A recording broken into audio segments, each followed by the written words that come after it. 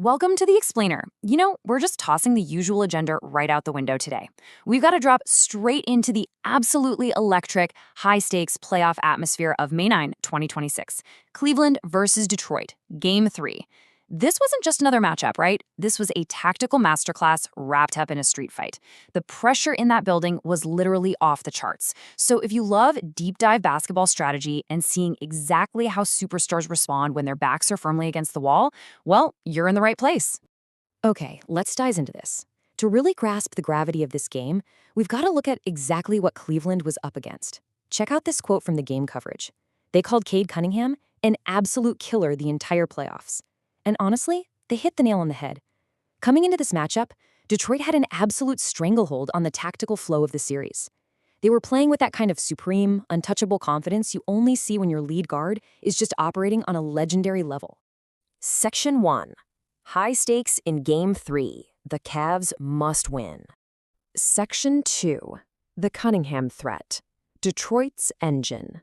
So the Cavaliers came into this one absolutely desperate to get on the board. Going down 3-0 against a surging Detroit squad? Yeah, that's basically a death sentence for your championship hopes. They had to stop the bleeding immediately, but that meant dealing with the unstoppable force driving Detroit. Take a look at this number, 15. This isn't just some random stat. It's a massive testament to sustained offensive brilliance. Cunningham walked into this game as the only player left in the postseason to score 20 or more points in every single playoff game so far. Actually, get this. Going into Game 3, he had scored 20 or more in all 15 of his career playoff games. I mean, wow, that is historic consistency. Cleveland wasn't just playing a team. They were trying to slow down a statistical juggernaut. And Cade's impact, it was everywhere, right from the opening tip. He was just relentless, attacking downhill and looking totally unfazed by the defense. By putting himself on triple-double watch so early, he basically forced the Cavaliers to constantly collapse on him. And when they did, boom, he beautifully orchestrated the offense, setting up teammates like Jalen Duren for these easy, confidence-building pick-and-roll deuces right down the middle. Cunningham was just keeping Detroit firmly in the driver's seat with pure, unadulterated physicality. Section 3. Cleveland's ISO Blueprint. Star Power Tactics. Now, what's really interesting about this slide is how Cleveland's head coach, Kenny Atkinson, responded. He didn't try to outpass or out-hustle Detroit's system. Nope. He made a massive tactical adjustment and fully embraced what we call ISO ball. As you can see defined here, it's basically clearing out the floor and letting your star player operate one-on-one. Atkinson knew that against a tough, swarming Detroit defense, the only way Cleveland survives those tight, high-pressure crush moments was by putting the ball directly into the hands of James Harden and Donovan Mitchell. He essentially told them, go to work, don't settle, be aggressive, and get downhill. So what we have here is a pure clash of philosophies unfolding right on the court. On one side, you've got Detroit playing this beautiful, balanced, grinding game. They're making Cleveland work incredibly hard for every single shot on the offensive end. You've got Ausar Thompson's superb rebounding instincts and Duren running the rim. But on the flip side, Cleveland is countering that full-team physical grind by shifting the entire offensive burden onto the shoulders of their two superstars. They're literally asking Mitchell and Harden to pull magic out of thin air. And man, did Donovan Mitchell ever deliver on that magic. Spider up.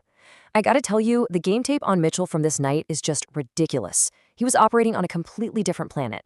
He started the game a perfect 4 for 4, finding exactly where he thrives. We are talking about these incredibly saucy crossovers that completely lost his defenders, step-back long twos with a hand right in his face, and this almost magical ability to spin through the lane and just float right to the rim.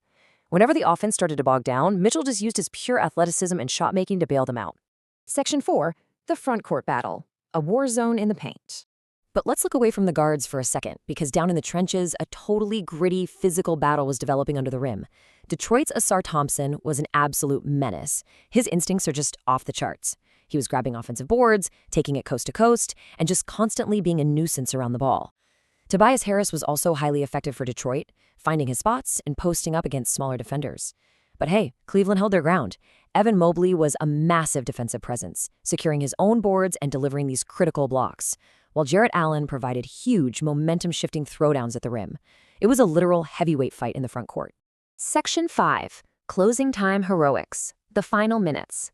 So the crucial point is, after all that back and forth, the physical grind inside, the superstar shot making outside, it all came down to the final minute. Detroit is trying to execute their offense, but Max Strus completely engulfs the play. He comes up with this spectacular defensive read for an outright steal. As the commentators perfectly called it on the broadcast, he took the cookies. Strus grabs the steal and finishes strong right at the rim. It was exactly the jolt of adrenaline Cleveland needed to turn the tide. From there, Cleveland knew exactly who they needed to run their offense through. They decided to let the beard cook. James Harden had actually been relatively quiet early on, taking only 2 field goal attempts in the entire first half. But now, he's stepped right into the spotlight. And what's really fascinating about Harden is how much he loves this aspect of the game. You could literally see the smile on his face. He's constantly chatting, happily playing the role of the irritant to the opponent. But the thing is, he backs it up. He started dancing on Tobias Harris, on the perimeter, hitting his marks, and burying these absolutely crucial outside shots when Cleveland needed them the most. All right, let's walk step by step through the frantic final 30 seconds of this game because it is a one-possession, heart-pounding finish. Step 1. The ball is in Harden's hands. He dances on the perimeter, creates just a tiny bit of separation from Harris, and splashes a massive step-back three-pointer. Bullseye. Step 2. Detroit races down the court and Cunningham drives as hard as humanly possible to the rim through heavy contact, but the shot is just way off the mark. And finally, step 3. Donovan Mitchell goes up, secures the massive defensive rebound, and successfully dribbles away the final seconds to ice the game. And just like that, it's all over. Cleveland finally gets on the board in this best-of-7 series, somehow keeping their perfect home playoff record alive. But it leaves us with this really big question. Think about it. Cleveland survived Game 3 by completely abandoning team flow and relying on pure, unadulterated isolation brilliance from Mitchell and Harden. Detroit made them work for every single inch. If you're a student of the game, this is the exact kind of tactical shift you want to look out for in future playoff matchups. So what does this all mean? Has the tactical momentum of this entire series actually shifted, or did Cleveland just play their final desperate trump card? It's a completely fascinating standoff, and I highly recommend keeping a close eye on how Detroit adjusts to this ISO-heavy attack in Game 4. Thanks for joining me for this explainer, and keep learning.